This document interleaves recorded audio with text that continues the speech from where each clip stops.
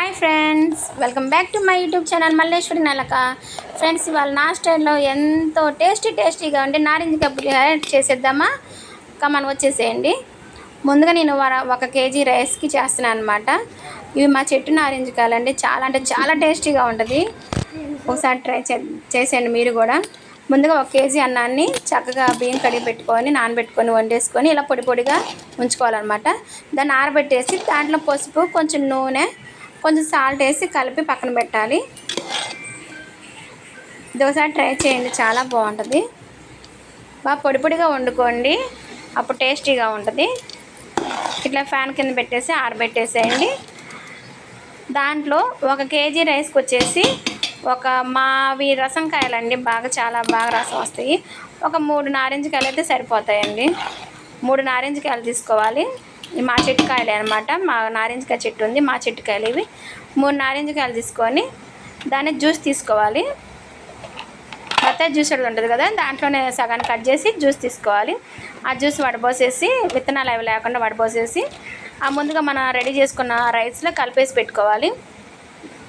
కలిపేసి 10 నిమిషాలు ఆ పక్కన పెట్టేసేయండి. ఆ పులుపు అంతా దాన్ని పట్టేస్తుంది.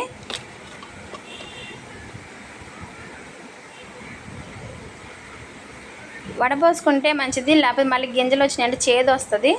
ఇలా వడబోసుకొని పెట్టేసుకోవాలి.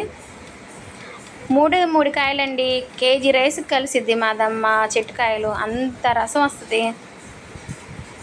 10 నిమిషాలు కలిపి అలా పక్కన పెట్టేసుకొని ఇంకా దీనికి ఒక తాలింపు పెట్టేసుకుందామండి.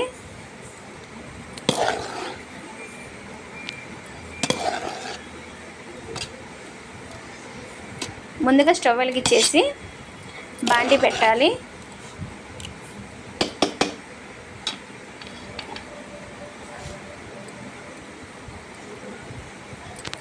బాండి పెట్టేసి ఆ బాండిలో తగినంత ఆయిల్, నేనైతే మా చిన్న గిన్నె ఉంది, ఆ 2 గిన్నెల నూనె పోసాను అన్నమాట. 2 గిన్నెల నూనె పోసేసి దాంట్లో ఆవాలు, జీలకర్ర, పచ్చెనపప్పు, సాయమినపప్పు, పల్లీలు అన్నీ వేయాలి. వేసి వేగనివ్వాలి. ఈ తాలింపే మెయిన్ అండి. అవి కరెక్ట్గా వేగాలన్నమాట. మాడిపోయినా బాగోదు, ఏగపోయినా బాగోదు. తర్వాత 4 పచ్చిమిర్చి చీలికలుగా చేసుకొని ఆ పచ్చిమిర్చి కూడా వేసేయాలి. తర్వాత ఒక 4-5 రెమ్మల కరివేపాకు కూడా తుంచేసేసేయాలి. ఎంత కరివేపాకు వేసుకున్నా టేస్ట్గానే ఉంటుంది. ఇలా వేసేసి బాగా తిప్పాలి.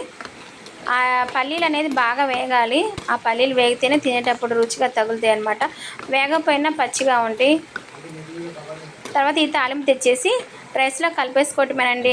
కలిపేసేసి బాగా అదిం పెట్టేసి 10 నిమిషాలు పక్కన పెట్టడమే, అంతే. ఎంతో టేస్టీగా ఉండే నారింజకాయ పులిహోర రెడీ అయిపోయింది.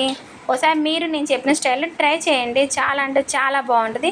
ఓకేనా? ఈ వీడియో మీకు నచ్చినట్టయితే ప్లీజ్ లైక్ చేయండి, షేర్ చేయండి, సబ్స్క్రైబ్ చేయండి. మరిన్ని వీడియోల కోసం తప్పకుండా మా ఛానల్ సబ్స్క్రైబ్ చేయండి ప్లీజ్ ఫ్రెండ్స్. ఓకేనా? బాయ్.